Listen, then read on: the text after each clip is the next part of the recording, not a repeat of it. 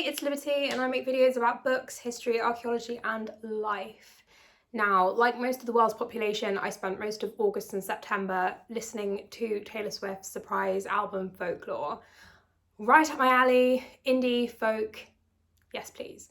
Now Taylor is a master of storytelling, so I thought what I would do is recommend a book that reminded me of each song on Folklore. If you enjoy my suggestions, if you agree, disagree, do let me know. Hit that like button and maybe subscribe if you want to see more bookish content.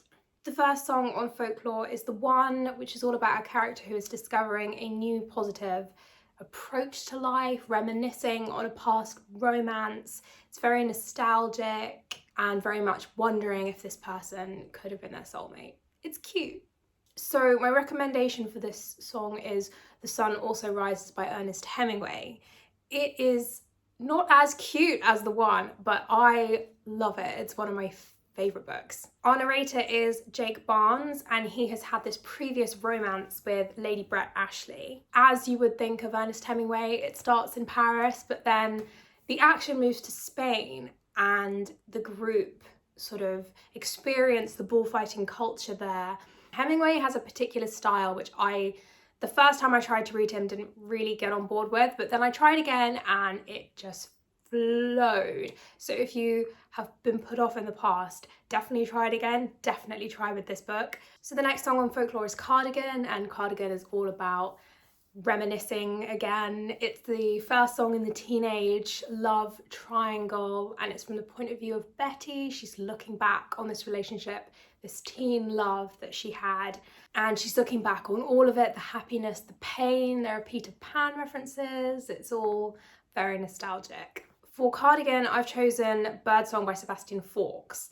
Now this is set in 3 different time periods, one in pre-First World War, one during the First World War, and one in the 1970s. It's beautifully written, it's emotional, it's a modern classic. Our protagonist is Stephen Raisford, and he starts the novel in France where he has this, love affair with Isabel. The depictions of the war are not boring, far from it. If that is gonna put people off, don't worry about it. There is that sense of overarching, looking back on everything that very much is in a similar vein to Cardigan.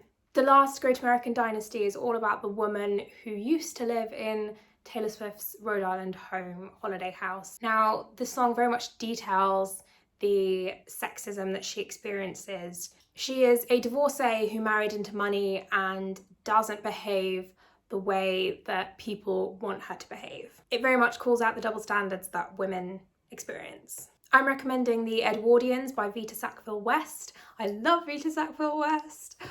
It's very much semi-autobiographical. In fact, the protagonist is somewhat of an alter ego for her. He is Sebastian, and he is the owner at a very young age of a vast estate, which is very much sort of based around Knoll, which is where Vita Sackville-West grew up, and she couldn't inherit because she was a woman. She saw that as one of the big tragedies of her life. That very much shines through in the novel. You see his love of the house and the estate and the people who work on the estate, and it's just, in a similar way that Holiday House is sort of running through the entire song, so is this pseudo Knoll in The Edwardians. Anyway, Sebastian meets someone who completely changes his outlook on life, and the differences between the way that he and his mother experience society and experience the world do show that double standard again.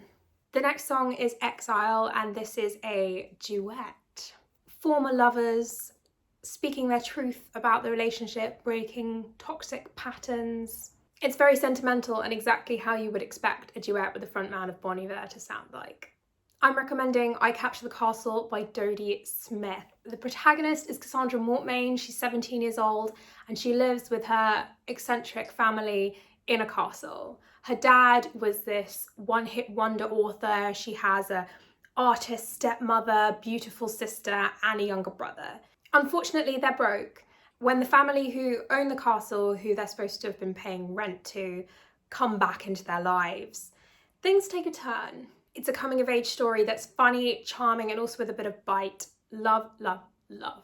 I've got a quote here about My Tears Ricochet, which is the 5th song on the album. My Tears Ricochet is all about an embittered tormentor showing up at the funeral of his fallen object of obsession. There's a lot of funeral and deathly imagery in this song. It's very much about a vindictive ghost. For fans of My Tears Ricochet, I am recommending 13 Reasons Why by Jay Asher. There are massive trigger warnings in this book for depression and suicide. Before she took her own life, Hannah Baker made 13 cassette recordings of all the reasons why she killed herself, each reason being a person, and the novel is centered around Clay Jensen and his journey of listening to all the tapes and trying to process why he's one of the reasons why Hannah Baker killed herself. I think it's fair to describe Hannah Baker as a vindictive ghost, definitely. I think it fits perfectly. I enjoyed the book. I prefer the Netflix series, but definitely give the book a read.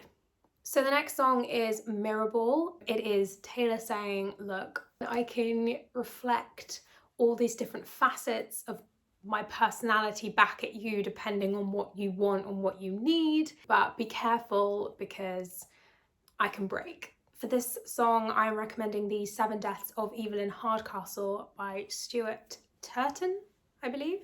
So the concept of this novel is so intriguing. So the protagonist is Aidan Bishop, and he witnesses the death of Evelyn Hardcastle at her parents' country house. It's very much sort of weekend country party with all these people. And then the day repeats and he wakes up in the body of a different guest, and he's doomed to repeat this until he discovers who killed her. It is incredible. It's glamorous and it's very much classic murder mystery. It's just perfect for this time of year. 7 is a song of blurred memories and it's about friendship. It's very escapist in nature. It's a song all about innocence and that everything can seem so simple when you're young. I am pairing up 7 with The Secret Garden by Frances Hodgson Burnett. Mary Lennox is the protagonist, and her parents, she's been living in India and her parents have died, so she gets sent back to England to live with her uncle in Yorkshire in this huge mansion house. And she's not a very likeable heroine at the start, but she stumbles across this locked garden and she gets in and it kind of unlocks her. This book is also very escapist and dreamlike in nature. She makes friends, she plants up this garden. It's beautiful. It's one of the best children's books of all time, loved by people of all ages. We have reached August, which is the second song in the teenage love triangle from the perspective of the other woman. I hate using that phrase, but she is unnamed, so that's gonna have to do. It recounts first love, fling by the sea, first times, and just teenage angst. I have matched up August with Never Let Me Go by Kazuo Ishiguro. I hope I said that right. It's a very original concept again, and the start of the novel is set at Hailsham, which is a English boarding school, and you think that it's a normal boarding school, but it's a little bit more sinister than that. Our main characters in this novel are Kathy, Tommy, and Ruth. It's got aspects of mystery, romance, and teenage angst, which is completely what August is about. The next song is This Is Me Trying. It's all about someone accepting responsibility for things that went wrong in a relationship and trying to fix things. It documents fear, regret, wasted potential. I feel like this fits really well with Persuasion by Jane Austen. Anne Elliot is 27 years old and her big Georgian country house is being rented out to the sister and brother-in-law of the only man she has ever loved. 8 years previous to the start of this novel, she had been persuaded to give him up because he wasn't rich enough for her family. Now he's a naval captain, he's rich, and he's looking for a wife. It's all about heartbreak and missed opportunities, and can Anne make things right? So we've got another song about affairs. Illicit Affairs is the next song, and it's all about clandestine meetings, trying to keep an affair hidden, and all the lies you have to tell to do that. I've chosen Howards End by Ian Forster. We are following 3 families in this novel at the turn of the 20th century with differing economic and social standing. Our sort of main family is the Schlegel family, which is Margaret, Helen and Tibby, and they are half German, they are intellectual, very much in the vein of sort of the Bloomsbury group, middle, I'd say upper middle class. The Wilcoxes are incredibly rich, they are capitalists to a T. Finally, we have the Basts, who are a working class couple. The novel is all about class structures and economics, but relationships and romance. It's widely considered to be one of the best novels of all time. And there's quite a bit of infidelity in there too. It's just stunning.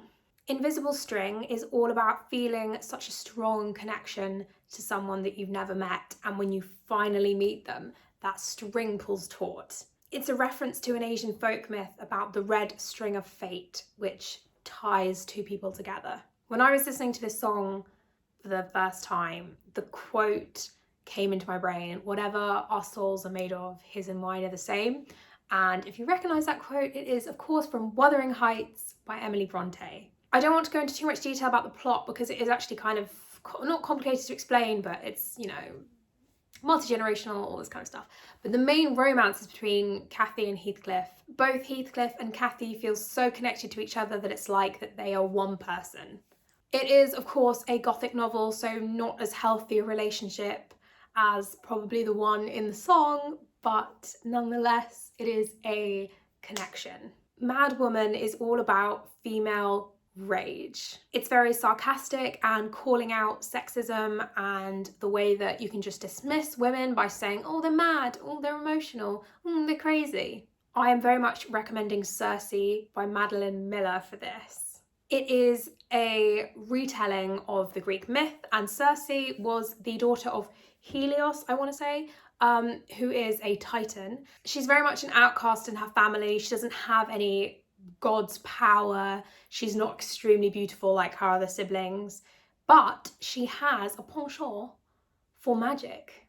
She is banished to a deserted island by Zeus, where she really hones her craft, and she sort of comes across various people that, if you're familiar with Greek myths, you will recognise. Odysseus, Medea.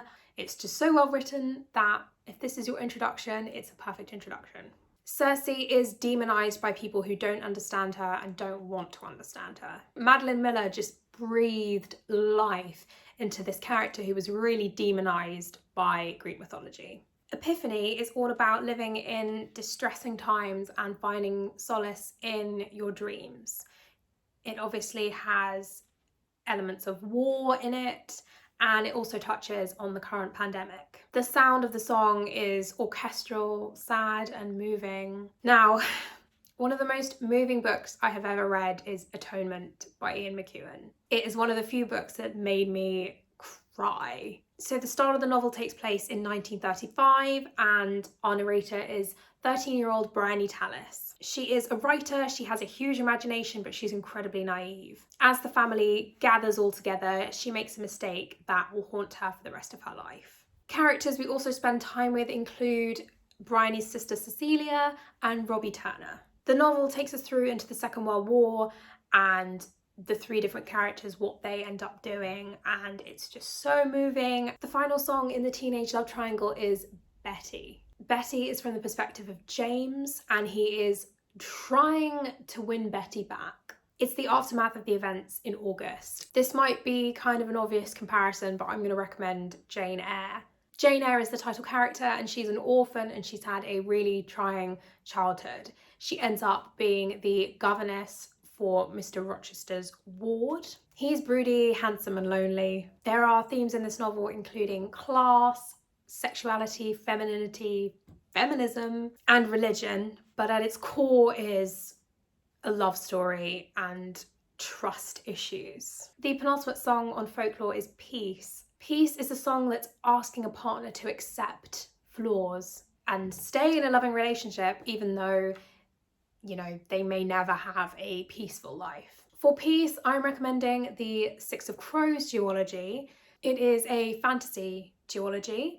All these characters come together to pull off a heist. Every character has their flaws and, you know, their worries that will affect their partner and their relationship. It's not like all character driven. The plot is incredibly exciting and fast paced. The final song on Folklore is Hoax. Hoax is about a toxic relationship that destroyed the narrator, but she still yearns for that person. It's sort of hopeful sadness in a song, I guess. I am recommending the Caraval series by Stephanie Garber for this one. Sisters Scarlett and Teller run away to be part of Caraval, which is a magical circus game. Both have love interests over the course of the trilogy, and both sisters have to work out whether they are in toxic, deceptive relationships or if their love is strong. The romance isn't the main plot, there's more going on. It's a fantasy series, there's magic, the stakes get higher as you go on. It's just an incredible series. Thank you for watching. If you made it all the way through, let me know what your favourite song from Folklore is, and if there's a book you would recommend. Do you agree? Do you disagree with my choices? Let me know. I have other videos that I've made about books, history, archaeology and life, so do check them out if you like this one. Do subscribe if you enjoy my videos and want to see more. It would really be great. Happy reading!